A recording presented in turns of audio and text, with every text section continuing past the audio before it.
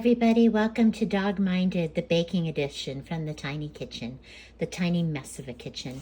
Today, for my trivia team, I'm going to make malted chocolate chip cookies. So Susan loved the malted cookies, vanilla cookies. So this is from the same book, Snacking Bakes. Here's the cover by Yossi Arefi. I don't know how to pronounce her name, sorry.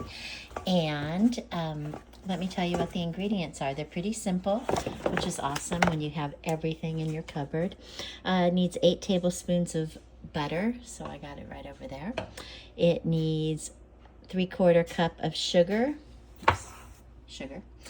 and a neutral oil, just 1 tablespoon, an egg, and this is the whole reason I'm making it, because I was just going to bring a nothing but cake that I have left over from my birthday that Mama Chow gave me, but I cracked an egg by accident, and I was like, well, time to find something that takes 1 egg. You need also vanilla extract, a teaspoon. You need 1/2 teaspoon of salt, 1/2 teaspoon of baking powder. There it is. 3/4 cup of flour. Here, I just have about 3/4 cup actually. 1/4 cup, 30 grams of malted milk powder. I love that. I love the label. It's so cute. And 3/4 cup of chopped milk chocolate. Well, I'm going to be using semi-sweet chocolate chips because I don't have that. And 1/2 cup of Dutch processed cocoa powder. So that's everything I need. And it will make 20 cookies. I'm going to go ahead and preheat my oven to 350, and I'll bring you back for the mixing part. Oh, and I'll melt the butter also. Okay, so I melted the butter. There it is. And now I'm going to add to that melted butter. Oh, that's my hard-boiled eggs maker that I'm using. 3/4 cup or 150 grams of sugar. You know, this is really funny, but the other day, Monday, because that's my baking day. Wait, let me remember what I just said, 150 grams. I said to my son, hey, I have to bake today, or, I mean, it's just my goal. Do you have any requests? And he's like, yeah, lemon bars. And I said, okay. So I knew I had made lemon bars recently, and so I was, am I going to get exactly 150? 148? 40, oh my gosh, exactly 150 grams. That's awesome. And I couldn't find the recipe. I went through every one of my cookbooks. Now I only have about 10, but still. And so I was like, wait a minute, I probably videoed it, and sure enough I had, and it was from the Baking for Two cookbook. So I just went and looked up the video. So funny. So anyway, it says preheat the oven. Yes, I lined them with parchment paper. In large bowl, combine the melted butter, sugar, and whisk until well combined, 30 seconds. Oh, whisk. I was going to use my KitchenAid, which I'm still going to. And, well, I guess I could whisk it. Let me get my whisk out. Where is it? Here it is. Okay, 30 seconds. Let me put a timer on. I know I'm that weird. Just make sure I get it right. So, whisking for 30 seconds. Melted butter and the sugar. But anyway, it was just so funny. So I'm baking again because of my trivia group tonight. But you know, I think what I'm going to do, it asks you or suggests that you put salt on the top of it.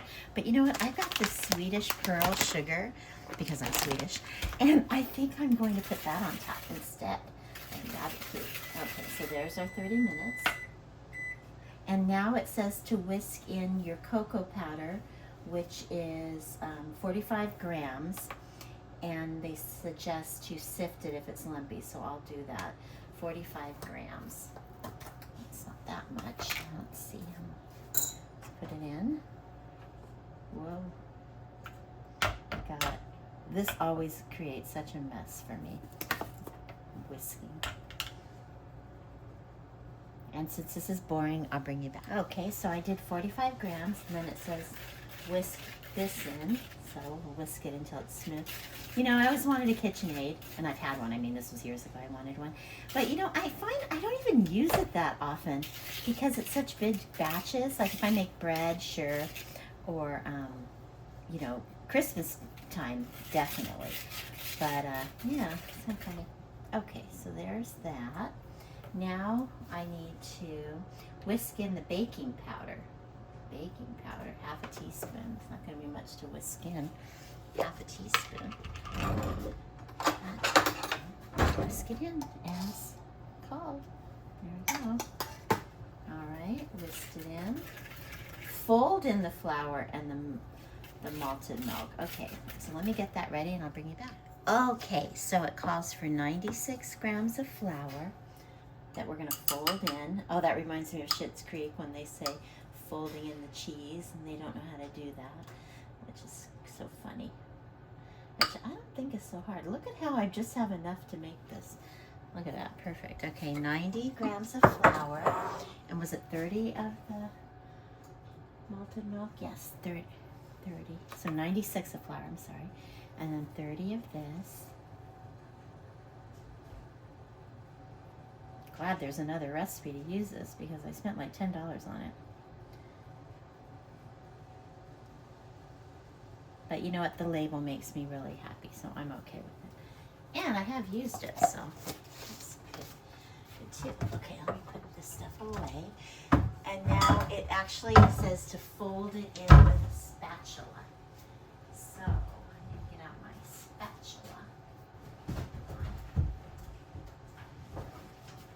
This can wait. Okay, let me pause it for a second while I get my spatula. All right, so we're gonna mix this up, fold it up. You know, if I were adventurous, which I'm not, but if I were, I would make these into brownies instead of cookies because this batter looks a lot like a brownie recipe, like brownie batter, and it'd be much easier if we made them into brownies. Like easier to transport, easier to just put them in a brownie pan. It's a little dry though, maybe I can't do that. Okay, so it says when you have a few streaks remaining. Oh, you know, I never put the egg in. When did I was supposed to put the egg in? Oh my gosh. You know what? I gotta whisk the egg separately and put it in. No wonder it's so dry. Oh, don't you love how I always make mistakes? Yay! Can I get the egg out of here? Okay, let's whisk the egg and put it in. Be right back. Since I was supposed to whisk the egg in with the oh, and I never put the oil in either. Oh my gosh, or the salt. Where was I for step 3? I completely skipped step 3. Yay! Okay, so hooray. Let's get this going then. Let's move the oil. Oh my gosh. 2 tablespoons. I'll add it to the egg. It's all good. You know what? Who cares? It's going to taste delicious. And if it doesn't, I'll let you know. Say, oh, it was ruined because I missed step 3. Well, at least I saw step 3 eventually, which is dumb because like this is 1 teaspoon. I have everything out and then I put it away as I use it, and it's like, dude, it's okay. I'm distracted because I have a new puppy, and it's really true. Look at how cute she is. Say hello, Kira. Hi, Kira. Isn't she so cute? She doesn't have a tail. And on Saturday, when she has her first vet appointment, I'm going to ask him if it was docked or if it's a genetic thing. So I don't know yet. We will find out. Okay, so there's the oil. And now I'll add the salt. And then we'll be back on track. Okay, and then how much salt is it? What is it?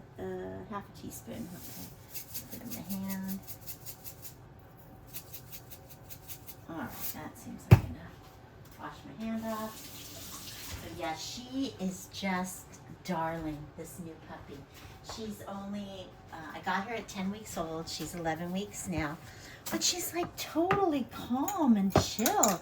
I just thought puppies were supposed to be crazy and wild.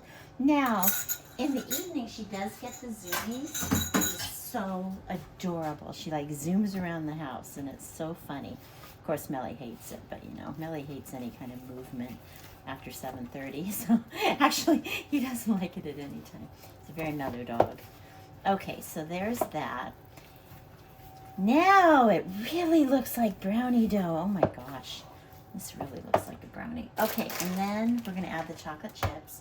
They said chopped chocolate. I'm just going to add this 128 grams. Let me get the scissors to open it. Yay. Oh, hold on. Well, I realized they're mini, And it just seems like so much if I put in 178. So I don't think I'm going to put in the whole amount that it calls for, because I don't know, it just seems like too much. Okay, so the dough is done. It looks beautiful. I'm going to go ahead and, gosh, I would really like to make this into brownies, but I will do what it says, make 20 cookies, and then I'm going to put little Swedish pearls on top of it. Okay, I'll bring you back when they're all scooped up. Okay, I scooped them out. It says to use a 1.5 tablespoon cookie scoop, heaping tablespoons, 10 cookies on a sheet. Okay, I got 5 cookies, but then I was only able to make 11 cookies. So I split them in half. Here they are. And I put a little bit of the Swedish sugar on it. Can you see it? Okay, and we'll see how they go. Here are the finished cookies, and I tasted them and they taste like brownies. So next time, if I make this recipe, I'm definitely going to make them into brownies. They're super chocolatey, and the mini chocolate chips melted, so I think it is better if you use chunks of chocolate, because then you're going to bite those chunks. But still a great recipe. I hope my trivia team enjoys it.